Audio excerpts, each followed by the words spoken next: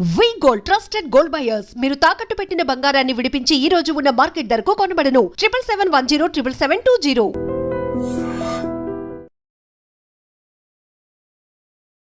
Welcome to iDream media.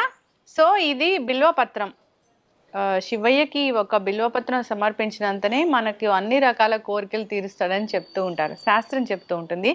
అయితే ఈ బిల్వం అంటే చాలా రకాల అనారోగ్య సమస్యలను తగ్గిస్తుంది, చాలా రకాల మెడిసినల్ ప్రాపర్టీస్ ఉన్నాయని చెప్తూ ఉంటారు. దీనిలో ఉన్న మెడిసినల్ వాల్యూస్ ఏంటి, దీన్ని మనం ఎలా తీసుకోవాలి, ఇది తగ్గించే జబ్బులు ఏంటి, వివరాలు తెలుసుకుందాం. మనతో పాటు ప్రముఖ యోగా అండ్ స్పిరిచువల్ గురు అరుణాదేవి గారు ఉన్నారు. మ్యామ్ నమస్తే అండి. నమస్తే అండి. మ్యామ్ ఎప్పుడు మీరు మంచి మంచి మాటలు చెప్తూ ఉంటారు. న్యాచురల్ వేస్లో మన జీవన విధానం ఎలా ఉండాలి, ఏదైనా అనారోగ్య సమస్యలను ఎలా తగ్గించుకోవాలి, ఇలా చెప్తూ ఉంటారు. ఒక పెద్ద యోగా గురువు మీరు. ఎన్నో ఏళ్ళ నుంచి తెలుసు మాకు. యోగా ద్వారా, ఆల్టర్నేటివ్ మెడిసిన్ ద్వారా, ఆల్టర్నేటివ్ థెరపీస్ ద్వారా ఈ అనారోగ్య సమస్యలను తగ్గిస్తూ ఉంటారు. అయితే ఈరోజు నేను తెలుసుకోవాలనుకుంటున్నానంటే ఇది బిల్వం. బిల్వం అంటే ఒక్క బిల్వపత్రం సమర్పించినంతనే ఆ శివయ్య మనల్ని కరుణిస్తాడని చెప్తూ ఉంటారు. ఎంత మెడిసినల్ ప్రాపర్టీస్ లేకపోతే దీన్ని అక్కడ ఉంచాలని చెప్తూ ఉంటారు. అయితే దీనిలో ఉన్న మెడిసినల్ ప్రాపర్టీస్ ఏంటి, ఎలా ఉపయోగించుకోవాలి మ్యామ్? బిల్వపత్రం మనకి ఎంత పవిత్రమైందో మీకు తెలుసు. ఏక బిల్వం, త్రిదళం. ఇది త్రిదళం అంటే మూడు దళాలు ఉన్నదన్నమాట. మూడు ఉంటాయి, త్రిదళము అని అంటారు. మూడు శివుడికి త్రినేత్రుడు కదా ఆయన, అలాగా మూడు నేత్రాలు అని. సో శివుడికి ఏమీ ఇవ్వకపోయినా ఆయనకి ఏం అవసరం లేదు, ప్రసాదాలు నైవేద్యాలు. ఆయనకి ఒక్కటే మనసు ఒకటే కావాలట.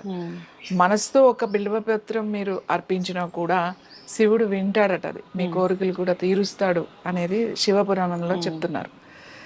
ఇది ఎంత పవిత్రమైందంటే ప్రతి శివాలయంలో ఇవాళ ప్రతి ఇంట్లో కూడా వేసుకుంటున్నారు.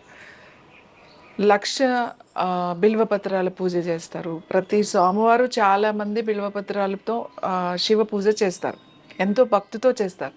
కార్తీక మాసం వచ్చిందంటే ఆ మాసం అంతా కూడా ఇది బిల్వపత్రాలు తీసుకువెళ్ళి పూజ చేస్తారు. కానీ శివుడికి ఒక్క దళం ఇస్తే చాలు, ఒక గుత్తులు కోసుకెళ్ళిపోయి మీరు 1,00,000 పత్రులు చేయడం, ఇలాంటివన్నీ కూడా ఎక్కడ కూడా ఏ పురాణంలో కూడా లేదు అసలు. ఒక దళము ఒక్క దళం మనస్సుతో ఇమ్మన్నాడు అంతే. శివుడికి అంతకు మించి ఆయన ఏమీ అవసరం లేదు, ఆయన ఏమీ అడగడు కూడా. కానీ దాన్ని ఇవాళ ఎలా అయిపోయింది అని అంటే, ఇప్పుడు కార్తీక మాసం వచ్చిందంటే 1,00,000 పత్రుల పూజ చేస్తారు. ఏంటి, బిల్వార్చన అని చెప్పేసి ఈ బిల్వాలు 1,00,000 తీసుకెళ్ళి చేస్తారు. అది మాత్రం చాలా పొరపాటు. ఎందుకంటే ఇది శివుడికి ఎంత ఇష్టమైందో ఆయుర్వేదంలో కానీ న్యాచురోపతిలో కానీ దీంట్లో మెడిసినల్ వాల్యూస్ ఎన్నో ఎన్నో ఎన్నో ఉన్నాయి ఇందులో, ఈ బిల్వంలో. ఇది మనకి అంటే హెల్త్ వైపు ఎలా ఇది పనిచేస్తుంది అనేది మనకి ఇక్కడ చేసుకుంటే, ఇది శివుడికి ఇష్టం. శివుడు అంటే రుద్రుడు, మహేశ్వరుడు, ఈశ్వరుడు అని కూడా. ఇది ఎందుకు అంత ఆయనకి ఇష్టము అని అంటే, ఇది ఈ పత్రం తీసుకోవడం వల్ల మన నాడీస్ ఎనర్జీ ఛానల్స్ ఓపెన్ అయింది. ఓకే, మనకు నాడీ ఉంది కదా, సింపాథటిక్ నర్వస్ సిస్టమ్ ఉంది, అలాగే పారాసింపాథటిక్ ఉంది. తర్వాత నాడీ అంటే ఛానల్స్, ఎనర్జీ ఛానల్స్ అని చెప్తామన్నమాట. అంటే ఎనర్జీ ఛానల్స్లో ఏం సప్లై అవుతుంది అని అంటే ఎలక్ట్రిసిటీ సప్లై అవుతుంది మన బాడీకి. అది ఎనర్జీ మనకి. దానికి ఇది గనక మనం తీసుకుంటే ఎనర్జీ ఛానల్స్ దీనికి శుద్ధి చేసి మనకి ఎనర్జీ బాగా ఫ్లో అయ్యేటట్టుగా చేస్తుంది. మెయిన్ అది ఇంపార్టెంట్. అంటే చాలా మంది ఎనర్జీ బ్లాక్ ఉంది అని చెప్తూ ఉంటారు కదా. ఇప్పుడు నా చక్రాస్ బ్లాక్ అయిపోయినాయి, లేకపోతే నా చక్రాస్ ఓపెన్ అవ్వాలి, లేకపోతే ప్రాణాయామం చేయాలి, బాగా ఎందుకో చేయలేకపోతున్నాను, ప్రాణాయామం చేసినా కూడా నాకేమి ఎనర్జీ లేదు, ప్రాణముద్ర చేయమని చెప్తాం. ఒక్కొక్కసారి ఎనర్జీ లెవెల్స్ చాలా డౌన్ అయిపోతాయి, చాలా అస్సలు ఎనర్జీ లేదు, నాకు చేత కావట్లేదు అని ఇలాంటినప్పుడు కూడా ఈ ఆకు ఒక్క దళం, ఒక్క ఆకు అంటే ఒక దళం, ఈ దళాన్ని జస్ట్ మీరు ఒక గ్లాస్ వాటర్లో ఈ దళం పూర్తిగా మంచిగా కడుక్కుని దీన్ని ఇలానే వేసేయచ్చు. నీళ్లు మరుగుతున్నప్పుడు వేసేసి ఒక 2-3 నిమిషాల వరకు మరగాలి. మరిగిన తర్వాత స్టవ్ ఆఫ్ చేసేసి ప్లేట్ పెట్టేసేయండి. పెట్టి ఒక నిమిషం అలా వదిలేసేయండి. తర్వాత దీన్ని తీసుకుని మంచిగా వాటర్ ఏం కలపొద్దు దాంట్లో, మళ్ళీ నిమ్మకాయ తేనె ఏం అవసరం లేదు, జస్ట్ అలానే తాగండి వాటర్. కొద్దిగా మీకు ఒక చిన్న స్మెల్ ఉంటుంది, పెద్దగా ఏమి ఇది తాగలేనంత చేదు అలాంటి ఏమి ఉండవు దీంట్లో. మరగబెట్టకూడదు, కషాయం లాగా చేసేసి దాన్ని, అంటే కషాయానికి టీకి చాలా డిఫరెన్స్ ఉంది. టీ అంటే 3 నిమిషాలు 4 నిమిషాలు మరగబెడతాం, కషాయం అంటే ఒక గ్లాస్ నీళ్ళు వేస్తే అది అర గ్లాస్ అయ్యే వరకు మరగబెడితే దాన్ని కషాయం అంటాం. సో అలా తాగితే మీరు మార్నింగ్ ఒకసారి తాగగానే మీకు ఆ ఎనర్జీ లెవెల్స్ మీకు తెలుస్తుంది అన్నమాట, ఆ ఎనర్జీ ఇంప్రూవ్ అయినట్టుగా మనకి తెలుస్తుంది. అలాగే ప్రాణాయామం సరిగా జరగట్లేదు, నేను చేయలేకపోతున్నాను అనుకునే వాళ్ళకు కూడా ఇది కొంచెం గనక మనం తీసుకుంటే కొన్ని రోజులు మనకి ఆ ప్రాణాయామం చాలా కరెక్ట్గా బాగా చేయగలుగుతాం అన్నమాట.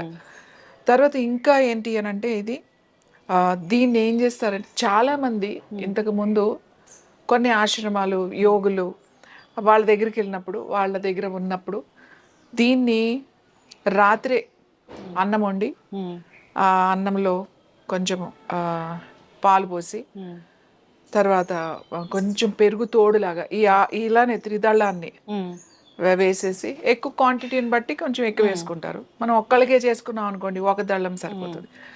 సో దాంట్లో వేసేసి కొంచెం తోడు పెడతాం కదా, అలాగే తోడు పెట్టేసి రాత్రే పెట్టేస్తాం. పొద్దున్నకి అది మంచిగా పెరుగుగా అవుతుంది అన్నమాట. ఇది కూడా ఉంటుంది దాంట్లో, మంచి పెరుగుగా తయారవుతుంది. ఆ పెరుగు అన్నం అన్నమాట. మనం అది పొద్దున్నే తినేసారనుకోండి, కరెక్ట్గా 8-9 గంటలకల్లా మీరు కనుక 9 లోపల 9 దాటకుండా కనుక అది తిన్నారు అనుకోండి, సెల్ని యాక్టివేట్ చేస్తుంది. అది ప్రోబయోటిక్గా పనిచేస్తుంది, ఎందుకంటే మనం పెరుగు చేసాం కాబట్టి దాంట్లో బ్యాక్టీరియా వేసి, అలాగే ఇది ఉంది కాబట్టి ఇది సెల్కి వెళ్తుంది. ఇది క్యాన్సర్కి ఎందుకు మంచిది అని చెప్తాము అని అంటే, సెల్ని యాక్టివేట్ చేసే గుణం దీనికి ఉంది. ఎనర్జీ మీకు ఎక్కడుండే సెల్ నుంచి రావాలి మీకు. సో ఈ సెల్ రిపేర్కి ఇది పనికొస్తుంది.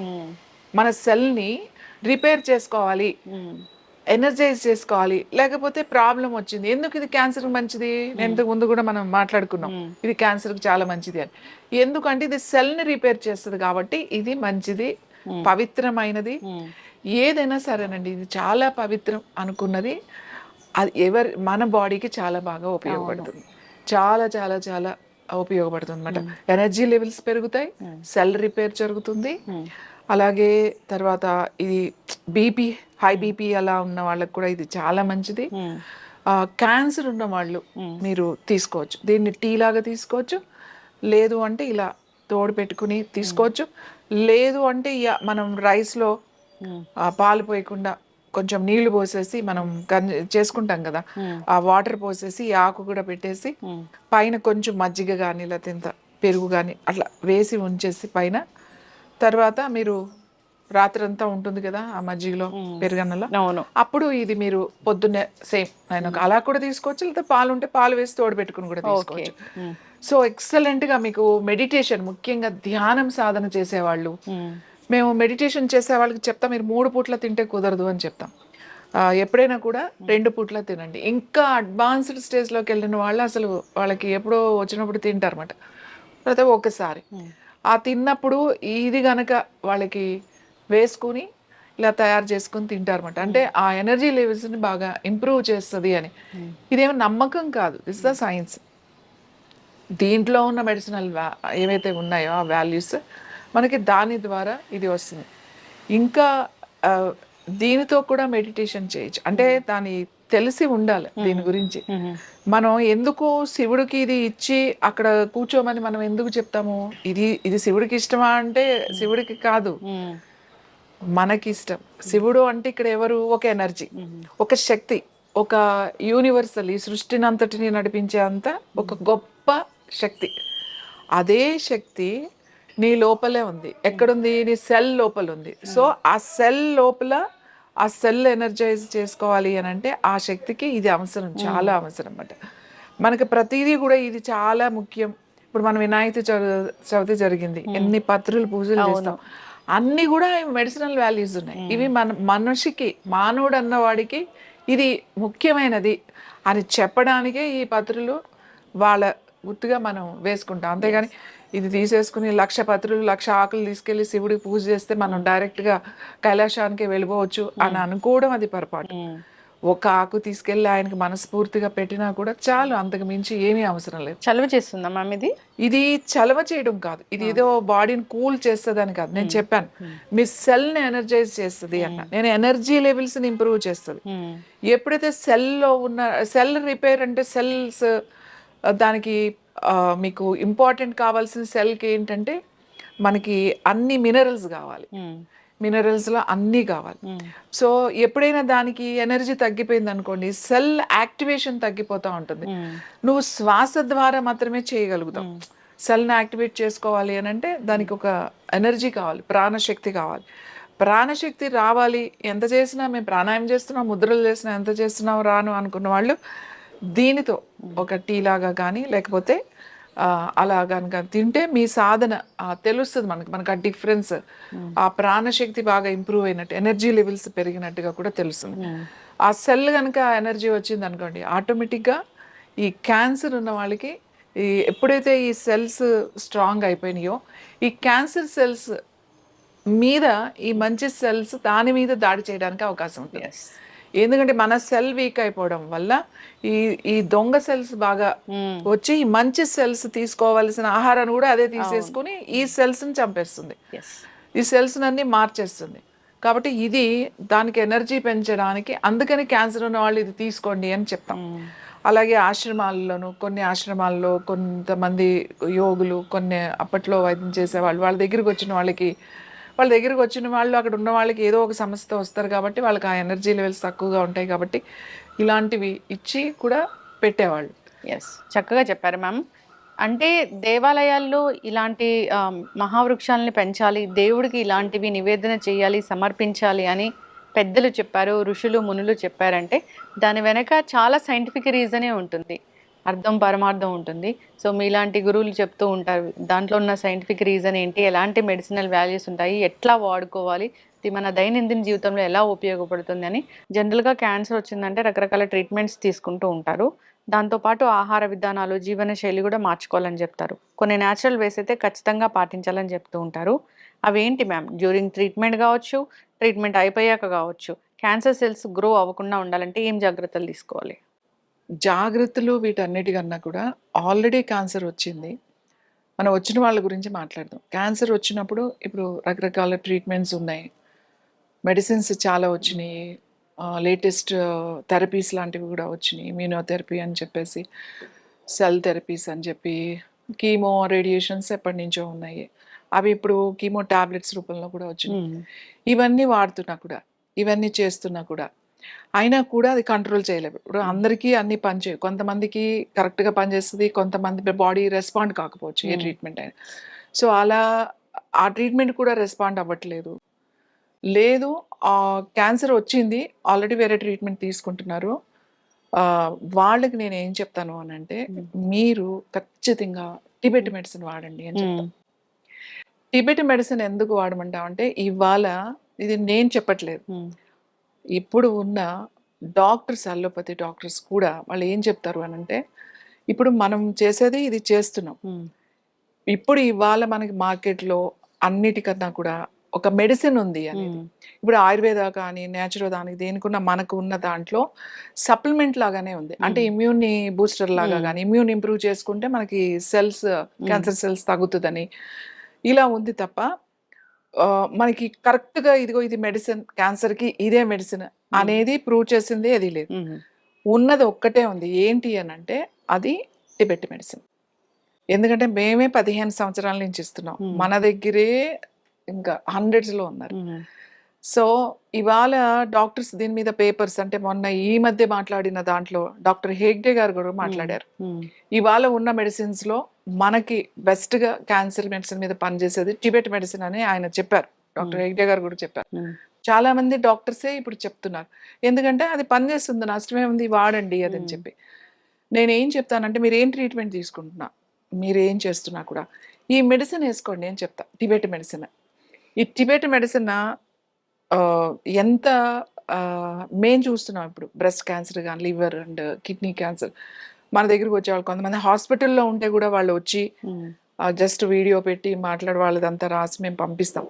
ఆ మెడిసిన్ వాడిన వాళ్ళు కూడా వాళ్ళు ఇంప్రూవ్మెంట్ బెటర్ అయ్యి ఇప్పుడు హ్యాపీగా ఉన్న వాళ్ళు ఉన్నారు.